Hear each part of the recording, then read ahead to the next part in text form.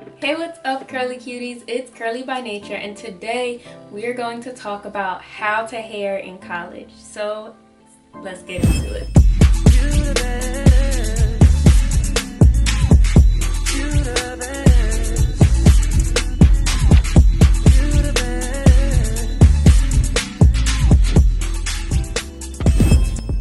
So before we get started officially with this video, I'm gonna ask you guys to comment below if you are in college, and comment your college if you're comfortable with it. As you can see, I'm repping my set. So I'm gonna tell you guys how I deal with my hair, how I've learned to deal with my hair through college, and how I've learned to look at things dealing with my hair and my skincare.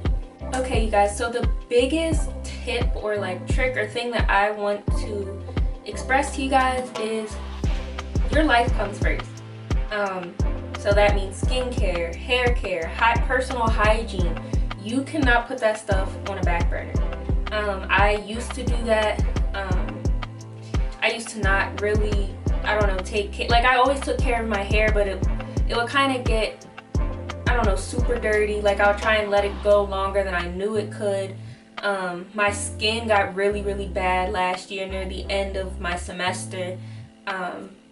So all I have to say is you need to put yourself first and your life first, and that's your life.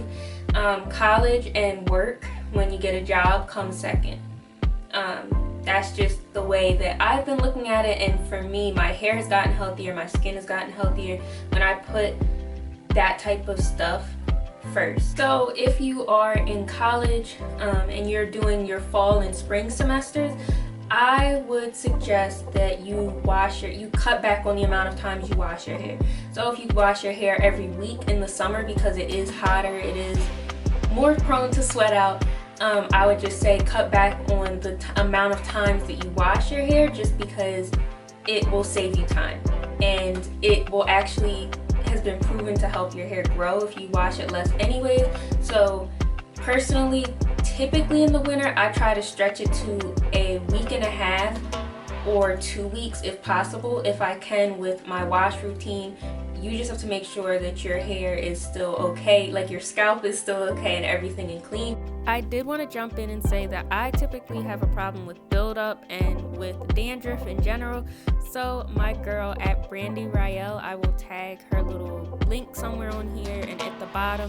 She told me about this shampoo, which has the active ingredient zinc something in it, and that's basically just going to help with buildup. And she said that she can wash her hair every 2 weeks with this comfortably, so this would definitely be something I try in the future, especially for my college girls on a budget, because look at that price, girl. $6.99 for 13.5 floral ounces.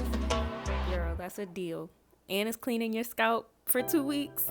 Normally I don't like Head and Shoulders, their original stuff, but I'm gonna give this one a try because it does say it has coconut oils and a lot of other healthy oils in it, so we're gonna give it a try. My next tip is to switch out some of your wash days for co-wash days. That means that you use a conditioner from a brand, or you use a specific co-wash. My favorite co-wash will be linked below. It is by Eden Body Works. I love it for me and my little brother.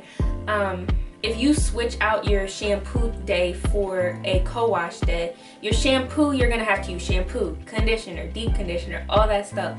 When you do a co-wash day, you're just going to be using that co-wash and potentially maybe a deep conditioner if you want to.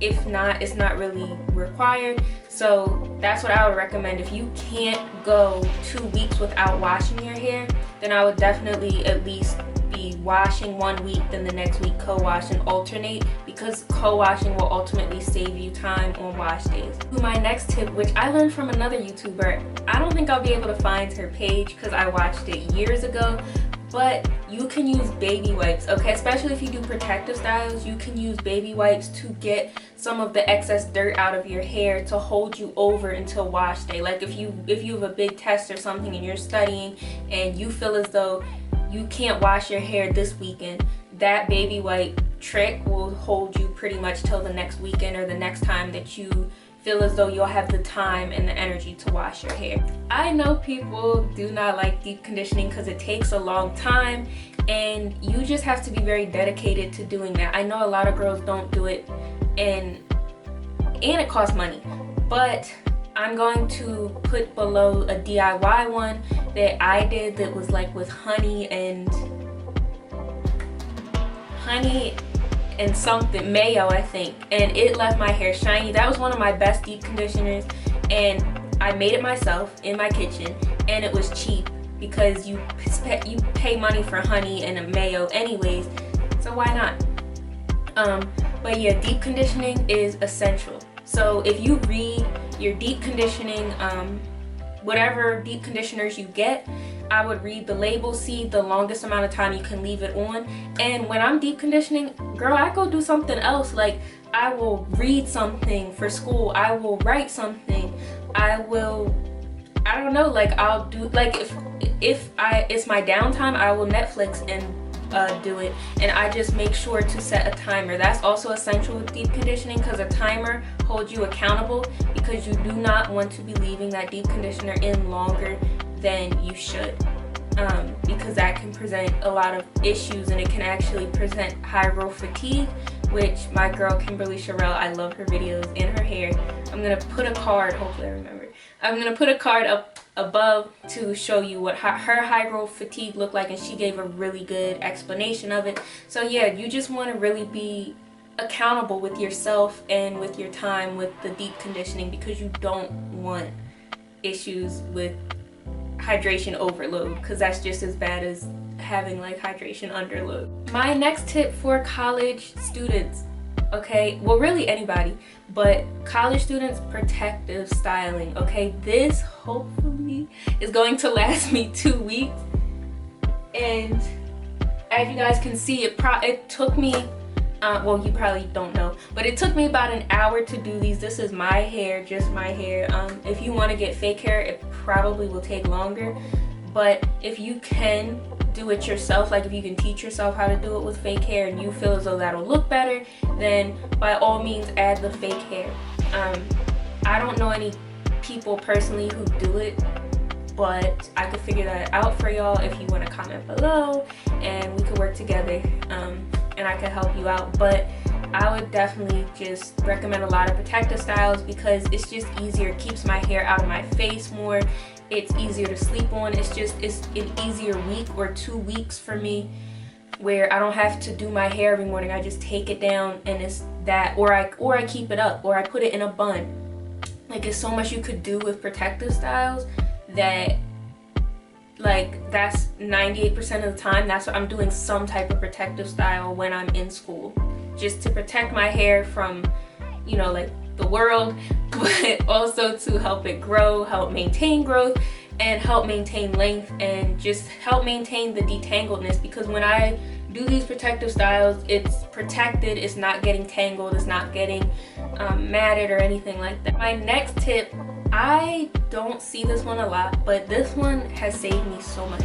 So my next tip is hats, scarves, and I think they're called head wraps, or I don't know, like, I'll show you guys, but those things are lifesavers, because if you don't feel like doing your edges, girl, listen, you don't have to. You could just throw a cap on, you could throw a scarf on, you could throw anything, you could throw on, especially in the winter, you can throw on these little, I'll show y'all, like, they're headbands, but it covers your ears, like, so it's not, so that you're not cold. So girl, I got something year round for y'all that I'm gonna put somewhere in here, because girl, them things be helping, okay? Like, because you don't have to do your whole head, like, because I went to high school with one girl, I can't remember her name, but she follows me, so hopefully she'll see this.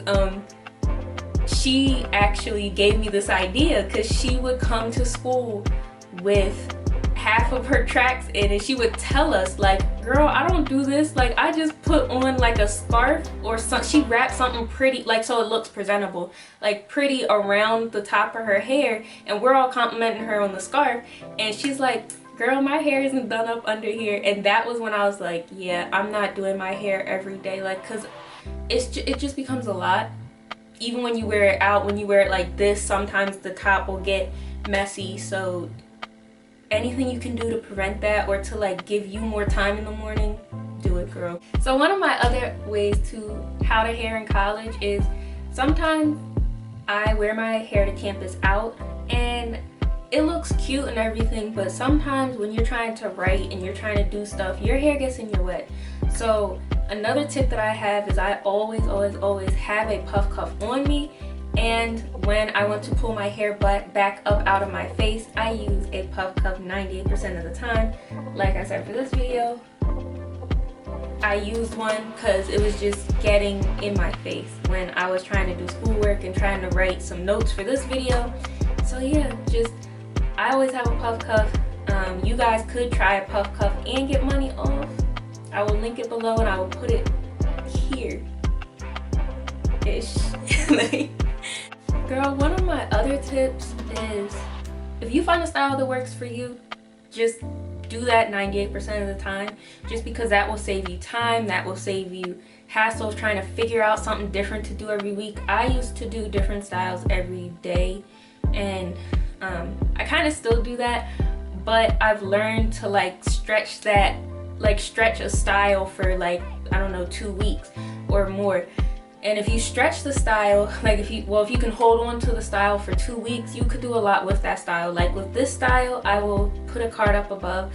I have 7 or 8 different, maybe 14 now, different ways of how to wear these twists. So I'm not always going to wear them out. I'm not always going to wear them like this. There are other ways that you can manipulate your styles to give you a little bit of difference, but at the same time, you're able to save time essentially, and you do that go-to style and you switch it up every now and then. But if you have a go-to style that works, use that go-to style. I would also strongly recommend a planner for you guys. So with my planner, I put everything in it: schoolwork, doctor's appointments, all that type of life stuff, so that when you look at your calendar, you're like, all right, this and this day are probably free to wash my hair, or I'll do it this weekend, I'll do it next weekend, I'll do it on Tuesday. Whatever day works for you and times.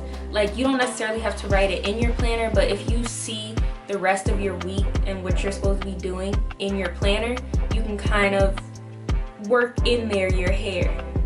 You don't necessarily have to write the hair into the planner, but it would be nice for me, it's nice to see what I have going on, so that I can prioritize and be like, okay, today I have to wash my hair, or today I have to do this, do that. So to me, a planner would be essential for a college person, especially because you don't want an itchy scalp the day of a test, because girl, I've been there. Oh girl, you don't want an itchy scalp the day of the test, because it's just gonna throw off your focus and everything like that. So you do want to make sure, at least if you get a planner, to put your tests and big appointments or anything in there, just so that you know, so that your hair could be looking okay, 100%, 110%. Alright you guys, so I hope you guys enjoyed this video for my curly cuties in college. Comment below any tips or tricks you guys have for dealing or maintaining your hair in college, because I know sometimes it can be a struggle. So yeah, I will see you guys every Friday, hopefully at 11. So make sure to like, comment, subscribe, and all that good stuff. And I'll see you next time. Bye! You the baddest, you the baddest girl that I ever seen. Could be magic, but I swear I saw you in a dream.